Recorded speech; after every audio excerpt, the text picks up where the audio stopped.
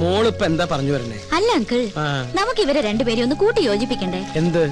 ഇത്രയും ഫാമിലികൾ ഒരുമിച്ച് താമസിക്കുന്ന ഈ കോളനിയില് രണ്ടുപേരും മാത്രം ശത്രുത വെച്ച് പുലർത്തുന്നത് ശരിയാണ്? അടുത്ത് താമസിക്കുന്ന നമ്മളെ വേണ്ടേ മുൻകൈ എടുക്കാൻ? മോളെ, നിനക്ക് അറിയാഞ്ഞിട്ടാ. അവര് ഇന്ത്യയും പാകിസ്ഥാനും പോലെയാ.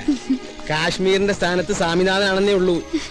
ഇന്ത്യയും പാകിസ്ഥാനും ആണെങ്കിൽ പിന്നെയും ചേരും. പക്ഷെ ഇവരുടെ കാര്യം ഭയങ്കര കഷ്ടമാണ്. ഇങ്ങനെയുള്ള മുൻവിധികൾ ഒരു കാര്യത്തിലും എടുക്കാൻ പാടില്ല. എന്നൊരു കാര്യം ചെയ്യും, നമ്മുടെ ജോലിയൊക്കെ ഉപേക്ഷിച്ചിട്ട് അവരെ കൂട്ടി യോജിപ്പിക്കാൻ നടക്കും. ഞങ്ങൾക്ക് വേറെ പണിയുണ്ട്.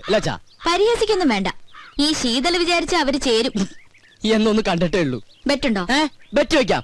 ഞാൻ ഈ ബെറ്റി തോറ്റ എന്റെ ഈ പാവച്ചനെ പഴയ കൊണ്ട് ഞാൻ മൊട്ടടിക്കും. എന്നാ ഞാൻ ഈ ബെറ്റ് തോറ്റ ഈ പാവങ്ങളുടെ തല തിരുപ്പതി കൊണ്ടുപോയിട്ട് മാറ്റമല്ലോ. എന്ത് വേണം? നിങ്ങൾക്ക് മുട്ട അടിച്ച് കളിക്കാനുള്ളതാണോ എന്റെ തല? നീയല്ലേ ഈ കുട്ടിനെ ഒരു കള്ളത്തരങ്ങൾ പഠിപ്പിക്കണേ? അച്ഛൻ ചെറുപ്പം മുതലേ ഇങ്ങനെയാ. പൗഡർ കൂടുതലിട്ടേക്കാം. ഇരുട്ടത്തവൾ കാണാണ്ടിരിക്കണ്ട.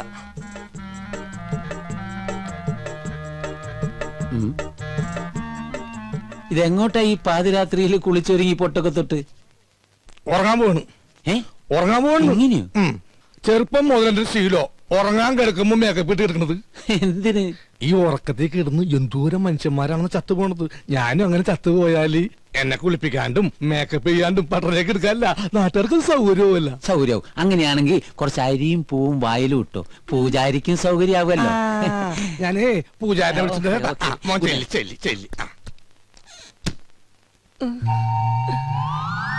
സരോജും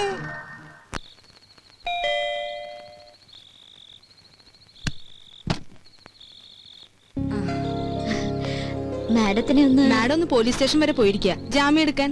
ഈ രാത്രിയിലോ? സ്ത്രീകളുടെ കേസാണെങ്കിൽ ഏത് രാത്രിയാണെങ്കിലും മാഡം പോയിരിക്കും. ശരി എന്നാ. അല്ല, എന്തെങ്കിലും പറയണോ? ഞാൻ പിന്നെ കണ്ടോളാം. ശരി.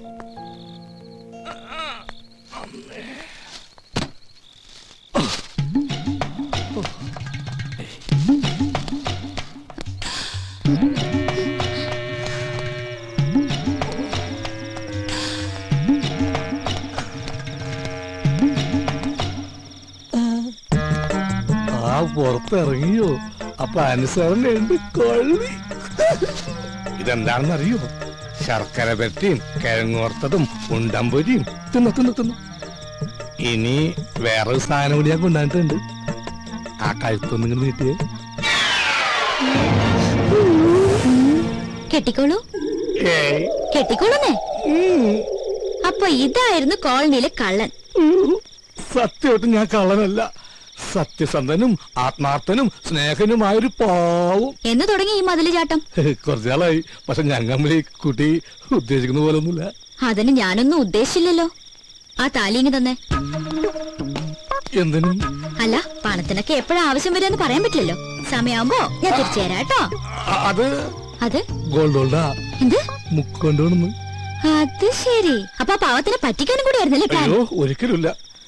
അവളോട് ഞാൻ പണ്ടേ പറഞ്ഞിട്ടുള്ളതാ, താലി കെട്ടുകയാണെങ്കിൽ അത് മുക്കുബന്ധങ്ങളുണ്ടായിരിക്കുമെന്ന്. കാരണം മുക്കുബന്ധ കേസ് ലാസ്റ്റിലായി ജയിലിൽ കിടന്ന് മരിച്ചൊരു അച്ഛന്റെ മകനാണ് ഞാൻ. മുക്കുബന്ധയ്ക്ക് അച്ഛന് തുല്യ. ചുരുക്കി പറഞ്ഞ വൈദ്യനാഥൻ ഒരു ഡിഫറെന്റ് മാനാണ്. അപ്പൊ എങ്ങനെ? എന്ത്?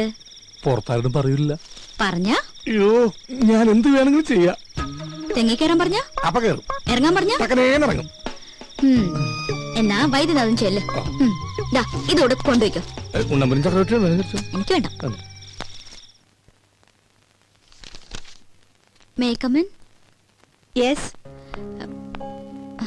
മാഡം, ഞാൻ മനസ്സിലായി.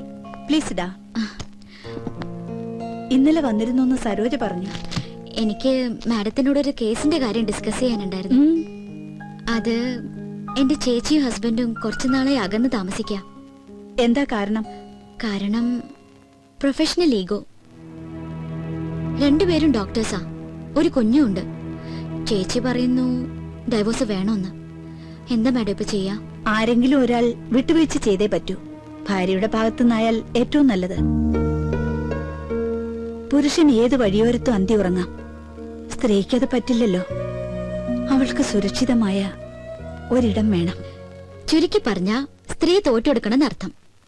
എന്നാ പിന്നെ മാഡത്തിനത് ചെയ്തൂടെ? മനസ്സിലായില്ല. അല്ല, മറ്റുള്ളവർക്ക് വേണ്ടി നന്നായി ഉപദേശിക്കുന്നുണ്ടല്ലോ. സ്വന്തം ജീവിതത്തില് Shut up. ഞാൻ Get out from here. ഭൂമിയിൽ ഇപ്പോഴും ചെലവ് കുറഞ്ഞത് ഉപദേശം തന്നെയാ അല്ല മാഡം? You get lost. അല്ല അത് പുറത്തു പോകാൻ.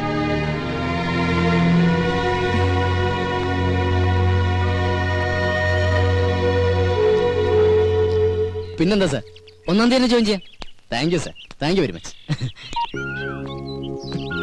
ഷീതു, ഒരു മിനിറ്റ്. ആ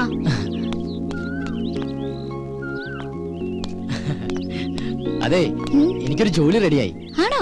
എവിടെ? ടൗണിലുള്ള ഗ്രീറ്റിംഗ് ഗാലറിയിലാ. അപ്പൊ ചെലവുണ്ട്. ഓ പിന്നെന്താ. ഇതങ്ങോട്ട് രാവിലെ തന്നെ ഡെറാഡൂണിലേക്കാണോ?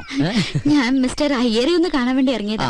അയ്യോ, ഇന്ന് സൺഡേ അല്ലേ, പുള്ളി അവിടെ ഉണ്ടാവില്ല, നെസ്റ്റിലായിരിക്കും. നെസ്റ്റോ? തനിക്കറിയില്ലല്ലേ, നമ്മുടെ അയ്യരും മാമിയും സ്വാമിനാഥനും കൂടി താമസിച്ചിരുന്ന വീടല്ലേ. ഓ എങ്കിൽ നാളെ നമുക്കൊന്ന് അവിടം വരെ പോയാലോ? ഹാ, എന്തിനാ നാളത്തേക്കാക്കണേ, ഇന്ന് തന്നെ പോവാലോ. ഇന്നാവുമ്പോ അയ്യരും അവിടെ ഉണ്ട്. ഇന്ന് വേണ്ട, നമുക്ക് അങ്ങേരില്ലാത്തപ്പോ ഒരു സംഭവം. അങ്ങേരില്ലാത്തപ്പോഴോ? എന്തിന്? ഓഹോ, അപ്പൊ തനിക്ക് അല്പസ്വല്പം മോഷണം അറിയാല്ലേ. തമാശ കളഗോപ. ഹാ, പിന്നെ താൻ എന്ത് മണ്ടത്തരാ പറയണ? അയാളില്ലാതെ നമ്മൾ എങ്ങനെ അവിടെ കയറും? അയാളുടെ കയ്യിലല്ലേ താക്കോല്? അതൊക്കെ ഞാൻ സംഘടിപ്പിക്കാം. സത്യം പറ, താൻ തീവ്രവാദി വർഗത്തിൽപ്പെട്ടത് വലുതോ ആണോ? അതെ. തമാശയല്ലേ? അല്ല. നെവർ.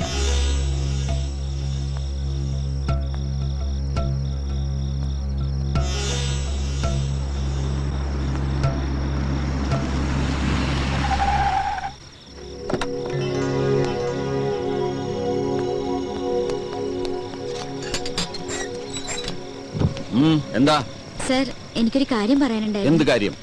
സർ, മെറ്റ് ലൈഫിന്റെ ഒരു പോളിസി എടുക്കണം. താല്പര്യമില്ല. സർ, അത് പറഞ്ഞല്ലോ താല്പര്യമില്ലെന്ന്.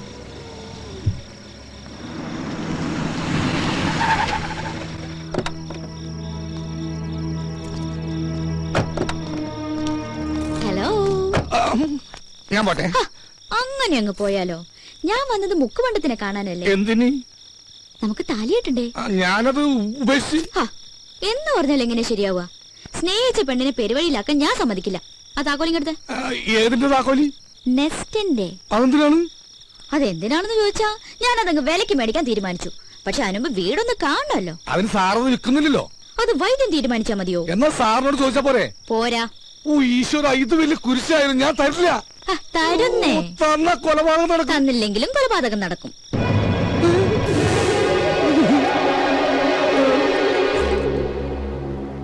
ഹലോ. ഇതെന്താ? താക്കോൽ. നെസ്റ്റിന്റെ താക്കോൽ. ഇതെവിടുന്ന് സംഘടിപ്പിച്ചു? സംഘടിപ്പിച്ച കഥയൊക്കെ പോകുന്ന വഴിക്ക് പറയാം. പോവാ. പിന്നെ അത് പകലെപ്പോഴെങ്കിലും പോവാം. പകല് പോയി ആരെങ്കിലും കാണില്ലേ? രാത്രി പോയാൽ ആരെങ്കിലും കാണും. മാത്രമല്ല അവിടെ യക്ഷിയുടെ ശല്യമുണ്ട്. ആഹാ, എങ്കിൽ പിന്നെ ഉറപ്പായിട്ടും പോണം. ഞാനാണെങ്കിൽ യക്ഷികൾ ഇതുവരെ കണ്ടിട്ടുമില്ല. ചെയ്തു, ഞാൻ ഒന്ന് പറയുന്നു. വാ ഗോപ.